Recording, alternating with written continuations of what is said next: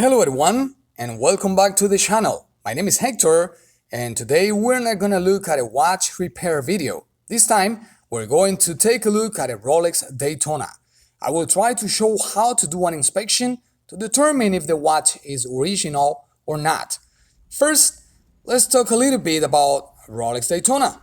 Introduced in 1963, the Cosmograph Daytona was designed to meet the demands of professional racing drivers. The Cosmograph Daytona is linked to the world of motor racing. It allows drivers to measure time and read average speeds on its bezel. The watch pays tribute to Daytona, a place in Florida, where passion for speed and racing developed in the early 20th century. The Cosmograph Daytona has a caliber 4130, which is a self-winding mechanical chronograph movement developed and manufactured by Rolex. Its architecture incorporates fewer components than a standard chronograph. It makes the movement very reliable. It also saves space, making it possible to house a large mainspring that delivers a power reserve of 72 hours. Right away, we start noticing suspicious details on this watch. First, the pushers don't move. On this timepiece, pushers are designed to start, stop, and reset the chronograph complication. Here we're facing one out of two possibilities. One, there is a lot of dirt and build-up preventing the pushers to do their job. Or, second, we're looking at fake pushers serving just as decoration and as a way to fool potential buyers. The only way we can tell for sure is by opening the back and taking a look at the movement. And I want to make a pause right here to emphasize that Rolex is one of the most copied watches in the whole world. For that reason, unless you buy from an authorized dealer, please inform yourself, do your homework, and familiarize with the outside and the inside of the piece you want to buy. Many times a watch looks okay from the outside, but it doesn't mean it is real. Ask the seller to open the back and take a look at the movement as we are about to do right now. If the seller refuses, my personal advice would be run, Forrest, run. The seller might say something like, if the bag is open, the watch will lose its seal and water will go inside. That's a bunch of baloney.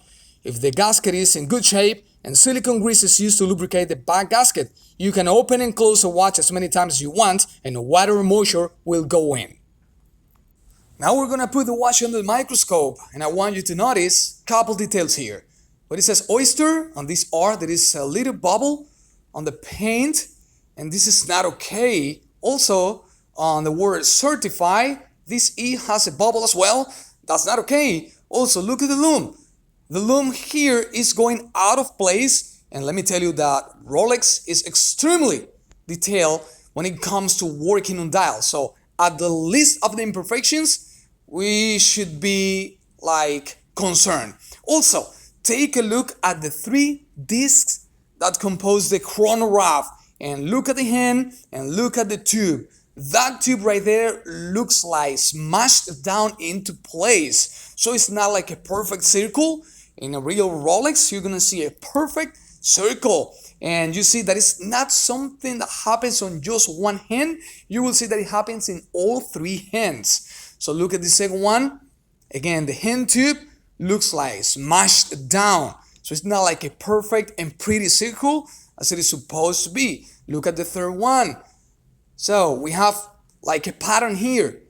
We have like cascade of defects and little things here that make us feel uncomfortable. So just by looking at the outside, we can assume this one is not a real one. Also look at Daytona, look at the color. So it looks like fading away. It looks extremely light, I don't know, pink or orange color. It's not red at all. So it's kind of like salmon or pink or orange, I don't know. And it's also fading away. And this is a complete no. Now we're going to open the back and reveal the top secret. Is it real or not?